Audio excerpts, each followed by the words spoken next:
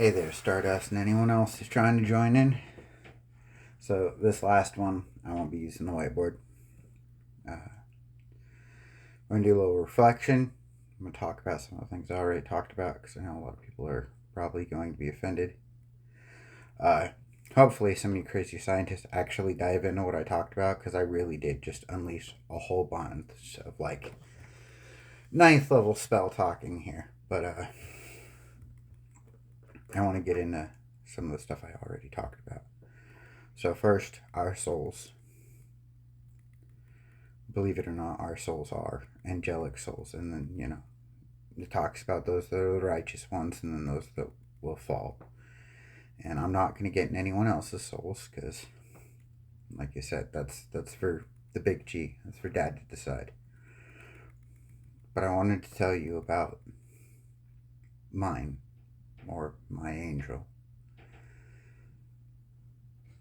Ori has been painted as the wicked one throughout most of time, and I'm pretty sure that was due to Lucifer's attempt at having us eat the apple. See, when we ate the apple, it wasn't knowledge we learned.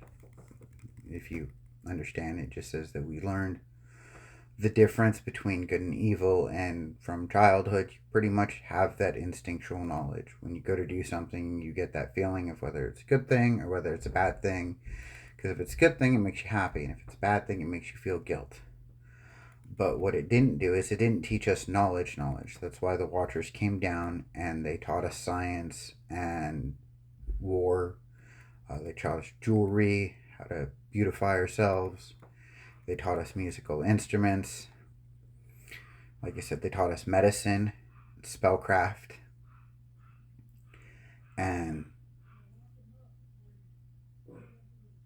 technically, they weren't supposed to teach us. Like I said, when we ate of the apple and we got kicked out of the garden, it was because God Himself was no longer going to teach us because He didn't want us trying to tell Him that what He was teaching us was good or evil. Because if you understand how to travel through past and the present, if you realize that something you create that you think is beautiful and great can be turned into something evil and malicious, then you might not create it. That's an instinctual fear we all have.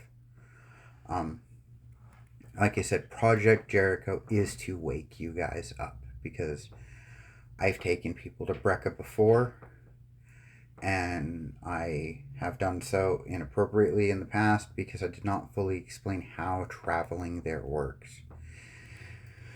Most people I actually encourage to play the game, D&D, with me are people who can astral travel because it's not until you dream of that place that I truly believe you can connect with that place. And it's not, I want to say it's not a where as much of a when. To me, Brecca actually means earth.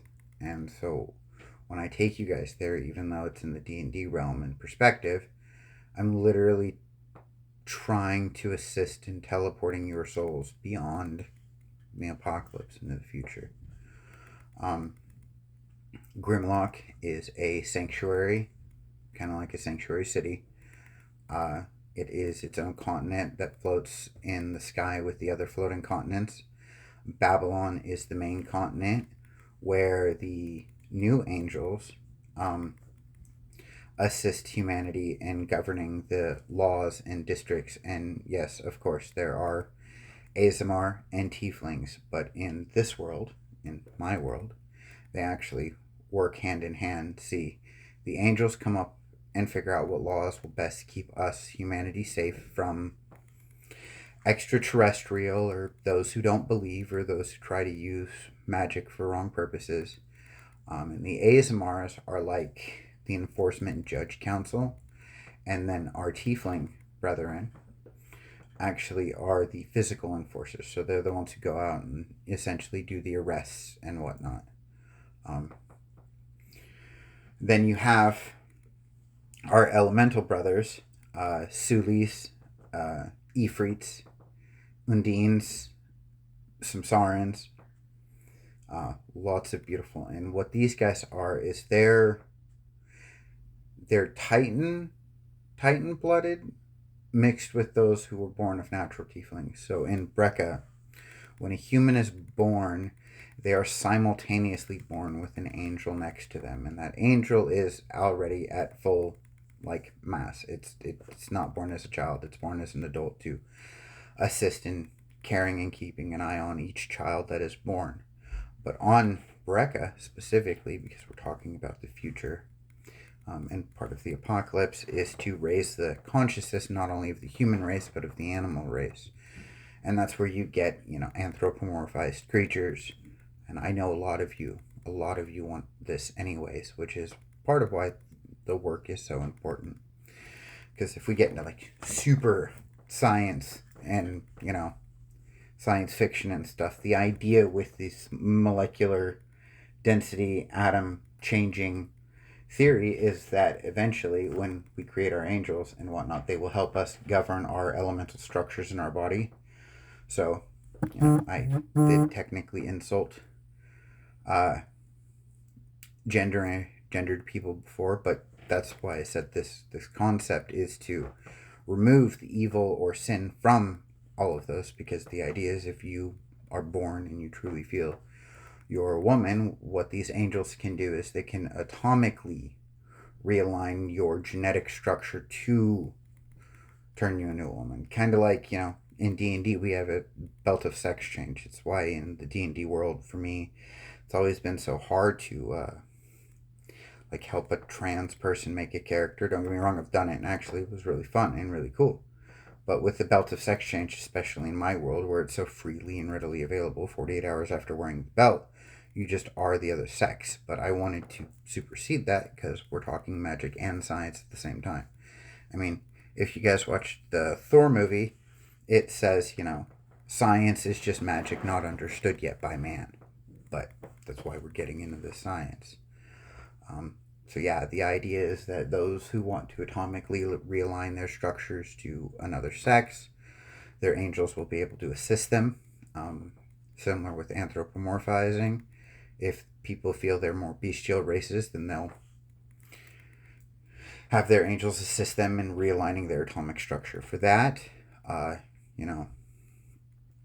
but the idea goes beyond and greater than that, because giving our animals, our pets, sentientness so that they can finally, talk to us and start making their own decisions. And like us, they can find God in their own way. I believe now, currently, spiritually, animals are more connected to God, kind of like a Nothic in D&D, the Mad Eye, where God can see through their bodies.